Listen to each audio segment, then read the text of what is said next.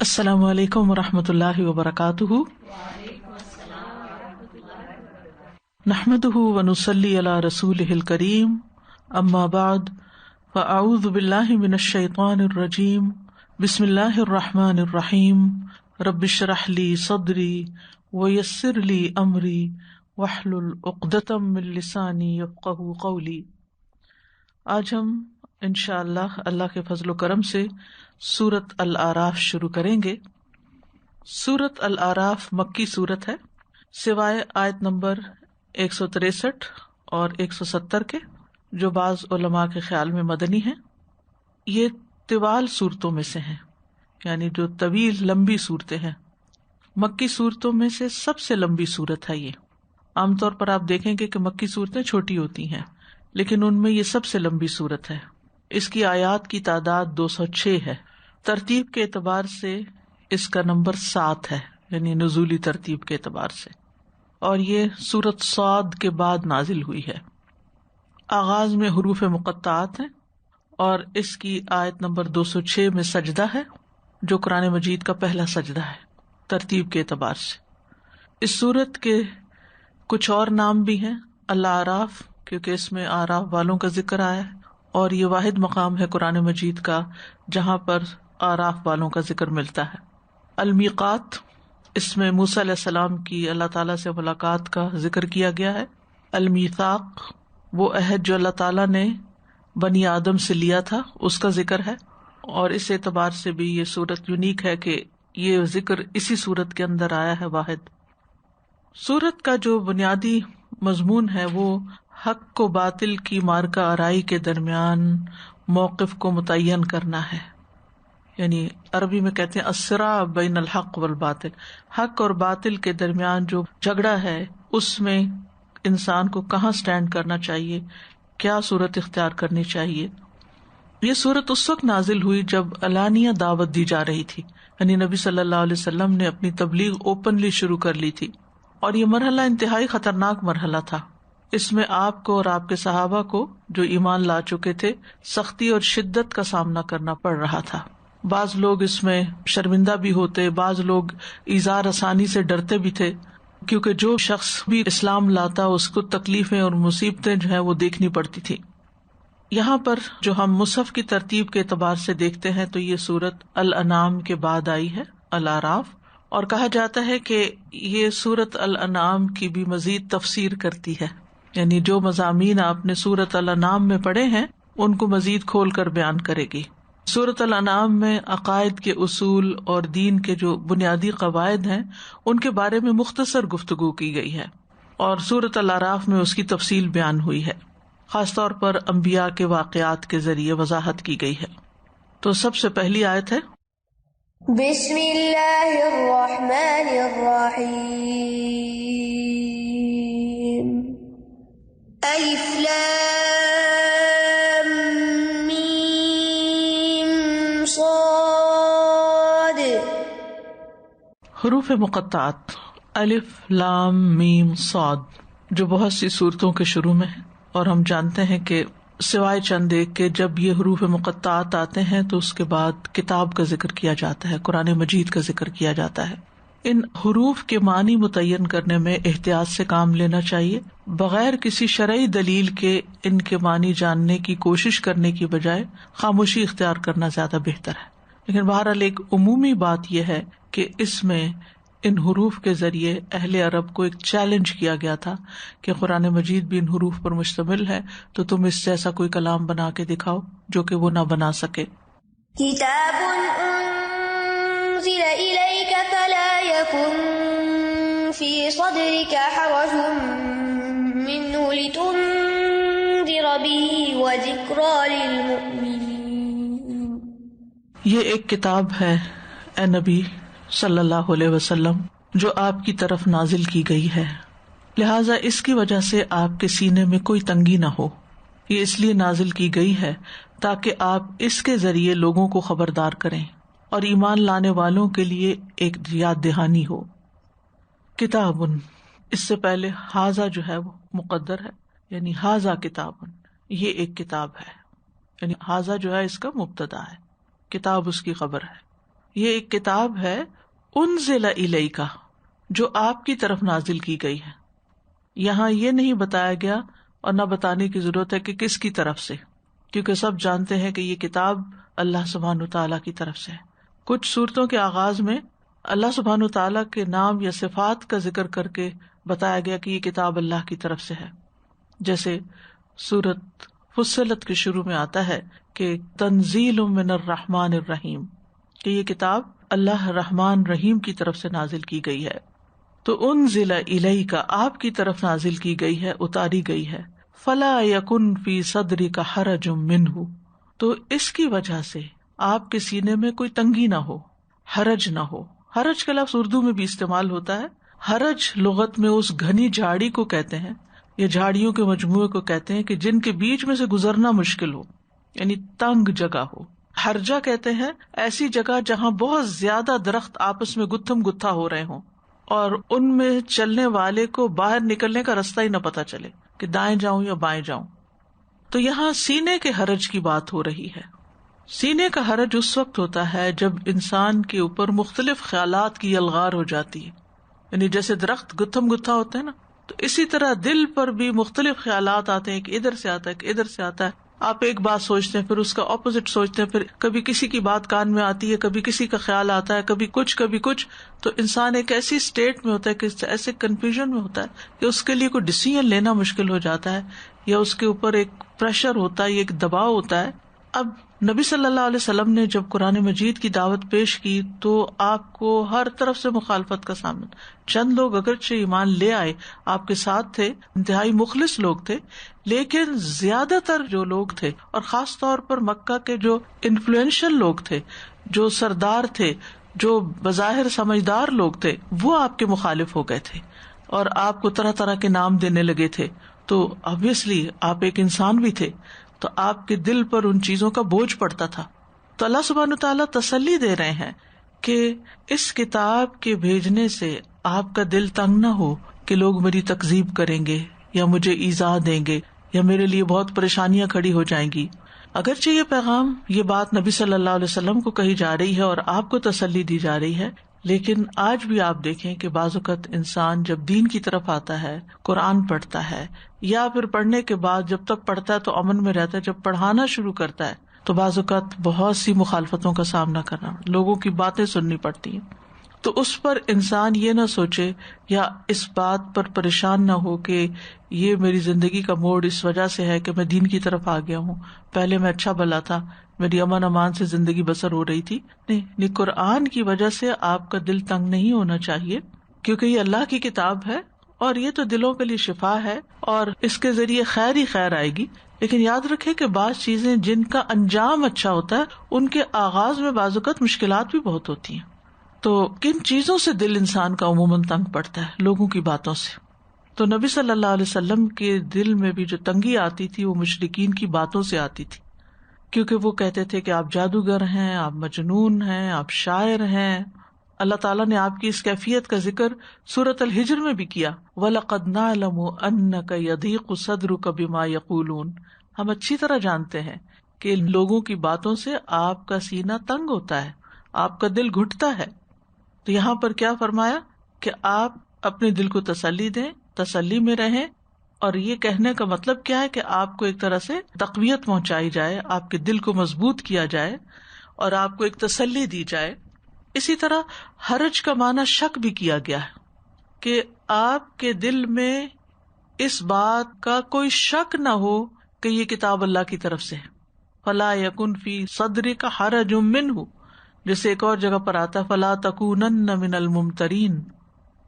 اصل میں ہوتا یہ ہے کہ انسان کتنا بھی اچھا کام کر رہا ہو، لیکن اگر بہت زیادہ مخالفت ہو تو بعض اوقات انسان کو اپنے اوپر ہی ڈاؤٹ ہونے لگتا ہے کہ شاید میں ہی غلط ہوں یا میں جو بات کر رہا ہوں وہی ٹھیک نہیں ہے، یہ سارے لوگ جو میرے خلاف ہو گئے ہیں. تو ایسے میں تسلی دی جا رہی ہے کہ آپ کے دل میں کسی قسم کا کوئی شک نہ آئے.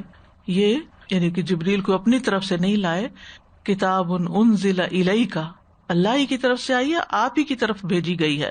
اور پھر یہ ہے کہ پوری امت کو بھی اس میں ایک طرح سے خطاب ہے کہ کبھی کسی انسان کے دل میں یہ شک نہ آئے کہ یہ کتاب اللہ کی طرف سے ہے یا نہیں. لتنذر به وذکری للمؤمنین، کیوں آئی ہے یہ کتاب؟ اس کے آنے کا مقصد کیا ہے؟ تاکہ آپ اس کے ذریعے خبردار کریں، لوگوں کو آگاہ کریں، انذار کریں، وذکری للمؤمنین، اور مومنوں کے لیے نصیحت ہو، یعنی باقی تمام لوگوں کو اس کے ذریعے خبردار کیا جائے، اور مومنوں کو جو پہلے سے جان چکے ہیں ان کو یاد دہانی ہو۔ عموماً کسی بھی کلام کے ساتھ ایسا ہوتا ہے کہ بعض اوقات آپ کسی سے کوئی بات کرتے ہیں تو کچھ لوگ اس کو جانتے ہوتے ہیں، کچھ لوگ نہیں جانتے ہوتے۔ مثلاً آپ میں سے اگر کوئی درس و تدریس کا کام کرتا ہے اور آپ کہیں ٹاک دے رہے ہیں، کہیں پڑھا رہے ہیں، تو دو طرح کے لوگ ہوتے ہیں، ایک وہ جو پہلی دفعہ بات سن رہے ہوتے ہیں، اور ایک وہ جو پہلے سے ہی جانتے ہوتے ہیں۔ تو جو پہلی دفعہ سن رہے ہیں وہ اس سے خبردار ہو جائیں، اور جو پہلے سے جانتے ہیں وہ بھی اپنا ایمان تازہ کر لیں، نصیحت کو دہرا لیں، اور پھر نئے سرے سے اس پر عمل کی راہ سوچیں۔ تو یہاں اس آیت کے اندر کتاب کے نزول کے دو مقاصد بتائے گئے ہیں، اور اس وقت آپ سے یہی تقاضا تھا کہ آپ کا اتنا بس کام ہے کہ جو لوگ نہیں مان رہے ان کو خبردار کر دیں، اور جو مان رہے ہیں ان کو یاد دہانی کرا دیں۔ اس سے آپ کی ذمہ داری پوری ہو جائے گی، آپ کا کام ہو جائے گا، کیونکہ آپ صلی اللہ علیہ وسلم کا سینہ اس بات سے بھی گھٹتا تھا کہ لوگ بات کیوں نہیں مانتے۔ لعلک باخع نفسک علی آثارہم ان لم یؤمنوا بہذا الحدیث اسفا، افسوس کرتے تھے آپ کہ لوگ مانتے کیوں نہیں، اتنا سچا کلام ہے، اتنی سچی بات ہے۔ اور آج بھی آپ دیکھیے کہ بہت دفعہ ایسا ہوتا ہے کہ آپ کسی کو ایک اچھی بات بتاتے ہیں اور وہ اس کو کوئی اہمیت نہیں دیتا، تو آپ کو تکلیف ہوتی ہے، ایک تو اس کی خیر خواہی کی وجہ سے کہ اس کا کتنا نقصان ہو جائے گا اگر اس نے یہ بات نہ سنی، اور دوسرا آپ کو محسوس ہوتا ہے کہ میں اس پہ اتنی جان مار رہا ہوں اور اس کو ذرا برابر بھی قدر نہیں، تو اس پر بھی آپ کو ایک طرح سے تسلی دی جا رہی۔ سورۃ طٰہٰ کے شروع میں بھی آپ دیکھیں کہ اللہ تعالیٰ فرماتے ہیں مَا أَنزَلْنَا عَلَيْكَ الْكِتَابَ لِتَشْقَىٰ إِلَّا تَذْكِرَةً لِمَن يَخْشَىٰ، ہم نے آپ پر یہ قرآن اس لیے نازل نہیں کیا کہ آپ مصیبت میں پڑ جائیں، بلکہ نصیحت کرنے کے لیے اس کو جو ڈرتا ہو، جس کے دل میں اللہ کا ڈر ہو وہ اس سے نصیحت حاصل کر لے گا۔ تو دونوں طرح کے لوگوں کے لیے کتاب نفع مند ہے، فائدہ مند ہے، انجان لوگوں کے لیے بھی، انکار کرنے والوں کے لیے بھی، اور اس کے ساتھ دوسرے ایمان لانے والوں کے لیے بھی۔ جی استاذہ جی، یہ خیال آ رہا تھا کہ فلا یکن فی صدرک حرج منہ، جیسے آپ نے کہا کہ ابتدا میں ہو سکتا ہے کوئی چیز چیلنجنگ اور ڈیفیکلٹ ہو، لیکن اپنے نتیجے کے اعتبار سے، جیسے قرآن کریم کے جو احکام آ رہے تھے اس کے لحاظ سے بھی مکی زندگی میں آپ نے پریویسلی بتایا تھا کہ ود ان فیملیز ظاہر ہے کہ لوگ ایمان اور کفر کی وجہ سے ایک طرح سے الگ ہو گئے تھے، اور یہ پورا ایک معاشرے میں پورا پروپیگنڈا بن گیا تھا کہ اس نئے دین اور اس کتاب اور اس کی وجہ سے گھر گھر پھوٹ پڑ گئی ہے، تو ظاہر ہے لوگوں کے سینے تنگ ہوں گے، اور اسی طرح آج بھی کسی بھی جگہ پہ پروپیگنڈا جب شروع ہوتا ہے تو بہت سے لوگ متاثر ہوئے۔ ہم اپنے آپ کو دیکھیں کہ بعض اوقات آپ کی کوئی نیوز سنتے ہیں، کوئی چیز دیکھتے ہیں تو آپ ایک دم پریشان ہو جاتے ہیں اور سمجھتے ہیں کہ سنانے والا جو کچھ کہہ رہا ہے یہ بالکل صحیح ہے، لیکن کچھ عرصے کے بعد پتہ چلتا ہے کہ وہ تو بالکل جھوٹی بات تھی۔ تو اسی طرح مکہ کے ماحول کو امیجن کریں جہاں آپ نے پیغام سنایا، اور وہ ایک سینٹرل پلیس تھی جہاں اللہ کا گھر تھا، جہاں صرف مکہ والے نہیں ہوتے تھے بلکہ آس پاس کے قبائل سے بھی لوگ آ کر طواف کرتے تھے، اور جو بات وہاں کی جاتی تھی وہ ہر طرف پھیل جاتی تھی۔ تو جتنی جلدی بات جہاں پھیلتی ہے اتنی ہی پھر مخالفت بھی جلدی شروع ہو جاتی۔ تو ایسے میں ہم سب کے لیے بھی اس میں بہت بڑی تسلی ہے کہ اگر ہم کسی کو بھی دین کی کوئی بات بتائیں اور وہ نہ مانے یا ہماری نصیحت کو قبول نہ کرے تو اللہ پہ بھروسہ کریں اور اپنا کام کرتے جائیں، لیکن اپنے آپ کو نہ گھلائیں، کیونکہ زیادہ پریشان رہنے سے اور زیادہ دکھی رہنے سے انسان کمزور ہو جاتا ہے۔ جب انسان زیادہ غم اور پریشانی اپنے سینے پہ لیتا ہے تو کمزور ہو جاتا ہے، اور جب آپ کمزور ہو جاتے ہیں تو پھر اتنے بڑے بڑے کام نہیں کر سکتے۔ اس کے لیے اپنے امور کو اللہ کے سپرد کرنا پڑتا ہے، اور اللہ سبحانہ تعالیٰ کے ساتھ انسان کا اگر تعلق مضبوط ہو جاتا ہے تو جتنا تعلق مضبوط ہوگا اتنے ہی آپ خود مضبوط ہو جائیں گے، اور آپ کے اندر اتنی قوت آ جائے گی کہ آپ خیر کی بات کو عام کر سکیں۔ اتبعوا ما انزل الیکم من ربکم ولا تتبعوا من دونه اولیاء قلیلا ما تذکرون۔ پیروی کرو اس کی جو تمہاری طرف تمہارے رب کی طرف سے نازل کیا گیا ہے، اور اس کے علاوہ دوسرے سرپرستوں کی پیروی نہ کرو، بہت کم تم نصیحت پکڑتے ہو۔ اتبعوا، پیروی کرو، فالو کرو، کس چیز کی؟ ما انزل الیکم، جو تمہاری طرف اتارا گیا ہے۔ کیا اتارا گیا ہے؟ قرآن، اور قرآن کے علاوہ جو سنت آپ کو دی گئی تھی۔ من ربکم، یہ دونوں چیزیں تمہارے رب کی طرف سے ہیں۔ مطلب یہ ہے کہ تمہیں جو علم دیا جا رہا ہے پروفٹ کے تھرو، تم اس کو فالو کرو، اپنی زندگیوں کو اس کے مطابق بدلو۔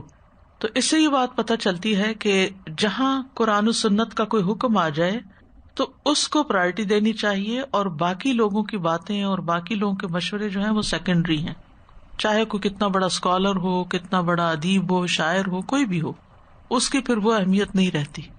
تو ہمیشہ یہ دیکھنا چاہیے کہ کسی چیز کے بارے میں ہمارے رب کا حکم کیا ہے اور نبی صلی اللہ علیہ وسلم نے اس میں کیا کیا۔ وَلَا تَتَّبِعُوا، اور صرف افرمیشن میں بات نہیں ہوئی کہ یہ کرو، بلکہ نگیٹ بھی کیا گیا۔ کیسے؟ وَلَا تَتَّبِعُوا مِن دُونِهِ أَوْلِيَاءَ، اس کے سوا اور سرپرستوں کی، اوروں کی پیروی نہیں کرو۔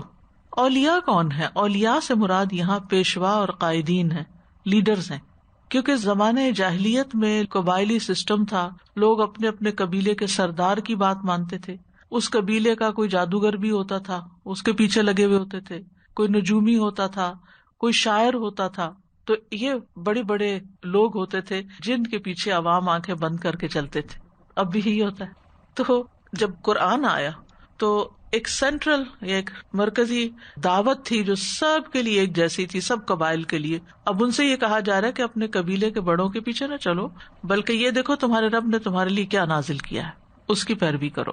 تو واضح سی بات ہے کہ جو حکم، جو ارشاد اللہ سبحانہ وتعالیٰ کی طرف سے نازل شدہ ہو اور نبی صلی اللہ علیہ وسلم کے ذریعے ہم تک پہنچا ہو، ہمارے لیے یہی لازم ہے کہ ہم اس کی پیروی کریں، اور کسی بھی بات کو قبول کرنے یا رد کرنے میں ایک ہی معیار ہے، اور وہ کیا ہے کہ قرآن و سنت اس بارے میں کیا کہتا ہے۔ یعنی ہماری زندگیوں میں وہ چیزیں نہیں ہونی چاہیے جو ان سے ٹکراتی ہوں، کہ اللہ تعالیٰ کچھ اور آپ کو کہہ رہے ہیں اور آپ اپنی مرضی سے کچھ اور کر رہے ہیں۔ عموماً کس وجہ سے انسان قرآن و سنت کے حکم کو رد کرتا ہے؟ دو وجوہات ہوتی ہیں، ایک تو شیطان کے ڈالے ہوئے وسوسے یا جہالت، اور دوسری وجہ ہوتی ہے انسان کی خواہشات۔ یعنی انسان اپنی خواہشات پوری کرنے کے لیے، اپنے شوق پورے کرنے کے لیے قرآن و سنت کی بات کو پیچھے چھوڑ دیتا ہے۔ تو ہمیں یاد رکھنا چاہیے کہ اللہ اور اس کے رسول کے آگے کسی اور کی بات اہم نہیں، چاہے والدینی کیوں نہ ہو، چاہے استادی کیوں نہ ہو، چاہے کوئی کتنا بڑا اسکالر یا سائنٹسٹ ہی کیوں نہ ہو۔ وہ اپنی جگہ، اپنی محنت کام کی وجہ سے قابل احترام ہے، لیکن ان کی بات اللہ کی بات کے مقابلے میں بلند یا اوپر نہیں ہو سکتی، اس کے تحت ہوگی۔ یعنی وحی الہی کے ذریعے جو علم ہمیں ملتا ہے وہ سارے علوم سے ابو ہے، چاہے لوگ اس کو ایکسپٹ کریں یا نہ کریں، ہمارا کرائیٹیریا یہی ہونا چاہیے۔ کیونکہ جب کوئی مسئلہ پیش آتا ہے نا زندگی میں، تو عموماً ہم کس کی طرف دیکھتے ہیں کہ ہمارے ماں باپ کیا کرتے تھے، ہم جس خاندان سے بلانگ کرتے ہیں وہاں کیا رسم و رواج ہیں، وہ جو بھی کرتے تھے وہ اپنی لا علمی سے کرتے ہوں گے۔ اب آپ کو یہ دیکھنا ہے کہ جو آپ کر رہے ہیں وہ بھی صحیح ہے یا نہیں ہے، کیونکہ کل آپ کا جو ٹیسٹ کیا جائے گا یا جس پر آپ کی کامیابی اور ناکامی کا انحصار ہے، وہ یہ بات ہوگی کہ آپ نے اپنی زندگی کا کتنا حصہ اللہ کی مرضی کے مطابق گزارا اور کتنا پھر آپ نے لوگوں کی یا شیطان کی مرضی کے مطابق گزارا۔ قلیلا ما تذکرون، کتنا کم تم نصیحت حاصل کرتے ہو، یعنی بہت تھوڑی بات سمجھتے ہو، بہت تھوڑی بات پر کان دھرتے ہو، یا کتنی کم مدت کے لیے تم سمجھتے ہو، نصیحت لیتے ہو، پھر تھوڑے دن کے بعد پھر بھول جاتے ہو، یا کتنے تھوڑے لوگ ہیں تم میں سے جو نصیحت حاصل کرتے ہیں۔ وَكَم مِّن قَرْيَةٍ أَهْلَكْنَاهَا فَجَاءَهَا بَأْسُنَا بَيَاتًا أَوْ هُمْ قَائِلُونَ، اور کتنی ہی بستیاں ہیں جنہیں ہم نے ہلاک کر دیا تو ان کے پاس ہمارا عذاب رات کے وقت آیا یا جب وہ قیلولہ کر رہے تھے۔ یعنی جو لوگ اللہ کی کتاب کے مطابق، اللہ تعالیٰ کے حکم کے مطابق، وحی کے مطابق زندگی نہیں گزارتے، اس کی اتباع نہیں کرتے انہیں ایک طرح سے دھمکی دی گئی ہے کہ دیکھو تم سے پہلے، اور چونکہ مکی صورت ہے نا، خطاب ڈائریکٹ مکہ والوں سے ہے اور اس کے بعد باقی لوگوں سے، کہ دیکھو ان لوگوں کے حال سے سبق پکڑو کہ تم سے پہلے بہت سی بستیوں والے، کم من قریہ کہا، امہ نہیں کہا، قریہ، کیونکہ ام القریٰ تھی نا مکہ، تو کتنی ہی بستیاں تمہارے آس پاس ایسی ہیں کہ جن کے رہنے والوں نے ہمارے رسولوں کی بات نہیں مانی، ان کی مخالفت کی، ان کی تکذیب کی، تو پھر ہمارا عذاب آ گیا۔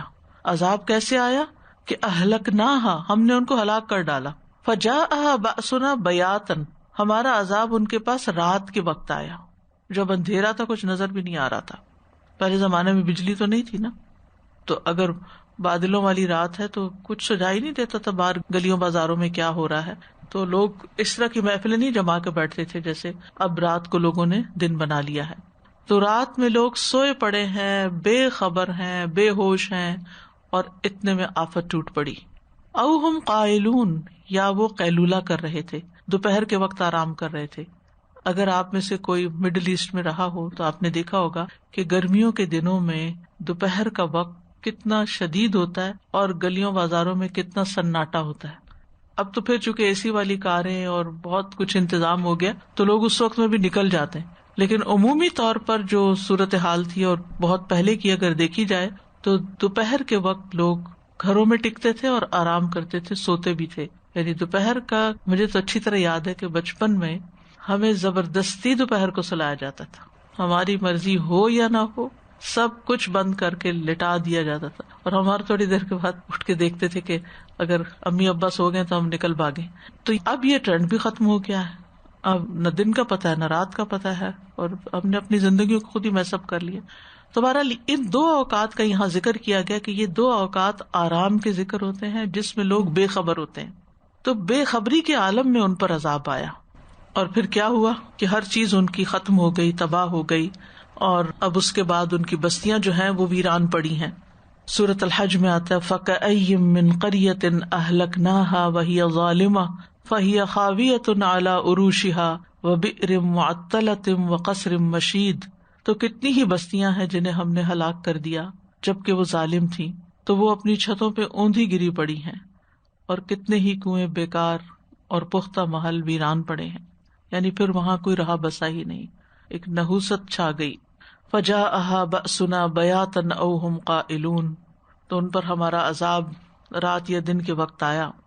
اس سے یہ پتہ چلتا ہے کہ اللہ کا عذاب کسی بھی بستی پر اللہ کی ناراضگی کی وجہ سے کسی بھی وقت آ سکتا ہے، یعنی انسان کو کبھی بھی بے خوف نہیں ہونا چاہیے۔ سورۃ ملک آپ رات کو پڑھتے ہوں گے، اس میں ایک آیت آتی ہے اَأَمِنْتُم مَّن فِی السَّمَاءِ أَن يَخْسِفَ بِكُمُ الْأَرْضَ فَإِذَا هِیَ تَمُورُ، کیا تم اس سے بے خوف ہو گئے ہو کہ وہ جو آسمان میں ہے وہ تمہیں زمین میں دھنسا دے۔ اسی طرح اور جگہوں پر بھی اس چیز کا ذکر آتا ہے کہ انسان کو اللہ کی پکڑ سے ڈرتے رہنا چاہیے، اپنی انڈیویجول لائف میں بھی اور کلیکٹیولی بھی۔ اسی لیے رات کو سوئیں تو ہمیشہ دعائیں پڑھ کے سوئیں، اللہ کا ذکر کر کے سوئیں، نہیں پتا دوبارہ اٹھیں گے یا نہیں، اور اٹھیں گے تو کس حال میں اٹھیں گے اور کیا ہوگا۔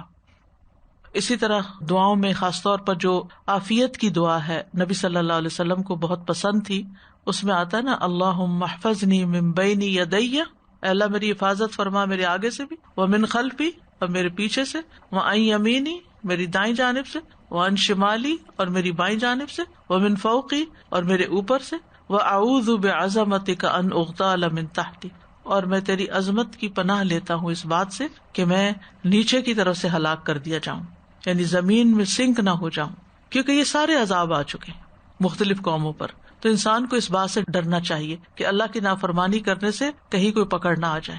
اسی طرح ہم سب کو ناگہانی آفتوں سے بھی پناہ مانگنی چاہیے۔ اللہم انی اعوذ بک من زوال نعمتک وتحول عافیتک وفجاءۃ نقمتک وجمیع سخطک، اے اللہ میں تیری پناہ لیتا ہوں اس بات سے کہ تیری دی ہوئی کوئی بھی نعمت مجھ سے چھن جائے، یعنی جو تو نے دے رکھا ہے اس کو باقی رکھنا، اس کا زوال نہ ہو، اور تیری دی ہوئی عافیت پلٹ جائے یا کوئی ناگہانی عذاب آ جائے، اور میں تیرے تمام غصے یعنی ناراضگیوں سے تیری پناہ چاہتا ہوں۔ پھر اسی طرح رسول اللہ صلی اللہ علیہ وسلم فرماتے تھے ہوا اللہ کی رحمت میں سے ہے، یعنی ہوا آتی ہے، بادل آتے ہیں، بارش ہوتی ہے، تو جو سننے والے راوی ہیں انہوں نے کہا کہ اللہ کی یہ روح کبھی رحمت لاتی ہے کبھی عذاب لے آتی ہے. جب تم اسے دیکھو تو برا مت کہو بلکہ اللہ سے خیر کا سوال کرو اور اس کے شر سے پناہ مانگو. آپ کو یاد ہوگا کچھ عرصہ پہلے ہم نے وہ کارڈ چھپوائے تھے جس میں تیز ہوا چلنے کی دعا تھی کہ اللہ اس کا خیر ہمیں عطا کر اور اس کے شر سے ہمیں بچا. اور اس کا مقصد بھی یہی تھا کیونکہ اکثر ہمارے یہاں ایک دم تیز ہو جاتی ہیں اور انسان صرف ڈرتا رہتا تو خالی ڈرنے سے فائدہ نہیں, اللہ سے دعا بھی کرنی چاہیے. اور خاص طور پر جو غفلت کے وقت ہوتے ہیں نا اس میں بھی انسان کو رک کے بیچ میں اللہ کو یاد کرنا چاہیے. یعنی بعض اوقات ایسا ہوتا ہے کہ ہم کسی مجلس میں بیٹھے ہوتے ہیں, سب گپ شپ کر رہے ہیں, ہنسی مذاق ہو رہا ہے, خوش ہو رہے ہیں, ہنس رہے ہیں, اس میں بھی پوری طرح غافل نہ ہوں. پھر اپنے آپ کو روکے اور اللہ کا ذکر کرے, کوئی چاہے دل میں کریں یا زبان سے کریں یا سوچیں یا غور کریں, کیونکہ بہت دفعہ جو مشکلات آ جاتی ہیں, بعض اوقات لوگ روڈ پہ جا رہے ہوتے ہیں, اچانک کوئی حادثہ پیش آ جاتا ہے, کوئی زلزلہ آ جاتا ہے, کچھ ہو جاتا ہے, یو نیور نو کہ کل کیا ہو جائے گا. فما كان دعواهم إذ جاءهم بأسنا إلا أن قالوا إنا كنا ظالمين. جب ان کے پاس ہمارا عذاب آیا تو ان کی پکار اس کے سوا کچھ نہ تھی کہ وہ کہنے لگے کہ بے شک ہم ہی ظالم تھے. یعنی جب مصیبت آئی تو اپنی غلطی بھی یاد آ گئی. پہلے اپنی غلطی ماننے کو تیار نہیں تھے, پھر اعتراف کر لیا کہ واقعی ہم نے اپنے اوپر ظلم کیا اور ہم عذاب کے مستحق ہیں. لیکن اس وقت اعتراف کیسے کام آ سکتا ہے؟ فما کان دعواہم, تو نہ تھی ان کی پکار, نہ تھی ان کی بات, ان کی عاجزی انکساری, اذ جاءہم بأسنا, جب ان کے پاس ہمارا عذاب آ گیا تو پھر وہ اپنے اولیاء کو, جھوٹے معبودوں کو, سب کو بھول گئے جن کو وہ پکارتے تھے اس سے پہلے, پھر صرف اللہ ہی کو پکارنے لگے. حالانکہ وہ کیا کہتے تھے کہ آخرت میں یہ ہماری سفارش کرائیں گے, اس لیے ہم ان کی عبادت کرتے ہیں. جیسے سورۃ زمر میں آتا ہے نا, ما نعبدہم الا لیقربونا الی اللہ زلفی, یہ تو ہمیں اللہ کے قریب کرتے ہیں. اور پھر ہؤلاء شفعاؤنا عند اللہ, یہ اللہ کے ہاں ہمارے سفارشی ہیں. وہ کہاں گئے اب سفارشی؟ تو ان کو سب سفارشی بھول گئے. اب ان کو صرف ایک ہی بات یاد رہی, کیا؟ انا کنا ظالمین, ہم غلط تھے, وی ور رانگ ڈوئرز, ہم ظالم تھے. الا ان قالوا, تو ان کا ظلم کیا تھا؟ ان کی سرکشی, پیغمبروں کی بات نہ ماننا, تکبر کا شکار ہونا, پیغمبروں کو یا دین کی بات کو حقیر سمجھنا اور نصیحت پہ کان نہ دھرنا, دنیا میں غافل ہونا. تو یہ بات فرشور ہر شخص کو یاد رکھنی چاہیے کہ جب اللہ کی پکڑ آ جاتی ہے نا, جیسے کل ہم نے پڑھا تھا کہ جب جان نکلنے کا وقت آتا ہے تو پھر توبہ قبول نہیں ہوتی. تو ایسے ہی جب کسی قوم پہ عذاب آتا ہے یا سامنے نظر آ رہا ہوتا ہے کہ اب تو میرے بچنے کی کوئی امید نہیں, اس وقت انسان کہتا ہے کہ میں نے غلط کیا, مجھے معاف کر دے یا رب, پھر معافی کا وقت نکل چکا ہوتا ہے. ہاں, اگر کوئی شخص پہلے سے اچھے کام کر رہا ہے, اللہ سے ڈر رہا ہے, اللہ پر ایمان رکھتا ہے, نیک کام کرتا ہے اور مرتے وقت لا الہ الا اللہ بھی پڑھتا ہے, آخری کلام, تو آپ سوچے آخری کلام اسی وقت ہوگا نا جب فرشتے نظر آئیں گے, یعنی بالکل جانے کا ہی وقت قریب ہوگا. تو وہ جب لا الہ الا اللہ پڑھتا ہے تو اس پر جنت ہے. لیکن ظالم لوگ آخری وقت میں اگر لا الہ الا انت سبحانک انی کنت من الظالمین پڑھیں تو وہ فائدہ نہ دے گا. ہاں, زندگی میں اگر توبہ کرتے ہیں, استغفار کرتے ہیں تو اس سے فائدہ ہو سکتا ہے. آیت نمبر 2 اور 3 جب پڑھی تو میرے بار بار آنکھوں میں یہ اسٹرائک کر رہا تھا کہ انزل الیک اور ما انزل الیکم. تو انزال ہم نے پڑھا کہ اوپر سے نیچے جو چیز بھیجی جاتی, تو وہ ایک خیال آ رہا تھا کہ اللہ سبحانہ تعالیٰ دا ہائر اتھارٹی, جب وہ کوئی کلام حکم جو بھی کچھ بھیجتے ہیں, یہاں کہا جا رہا ہے کہ اتبعوا, اور جو اس کے خلاف ہے لا تتبعوا, باقی لوگوں کی بات نہ مانو. اور اب یہاں ان دونوں آیات میں اسی کی ایک میگنیفیسنس کا ایکسپریشن ہو گیا کہ اگر کوئی نہ مانے تو یہ عذاب بھی اللہ سبحانہ تعالیٰ کے حکم سے اوپر سے ہی آنا ہے. یعنی خواہ اس کی مظہر اس طرف رائٹ لیفٹ بھی ہو, تب بھی یہ اللہ سبحانہ تعالیٰ کی طرف سے ہے.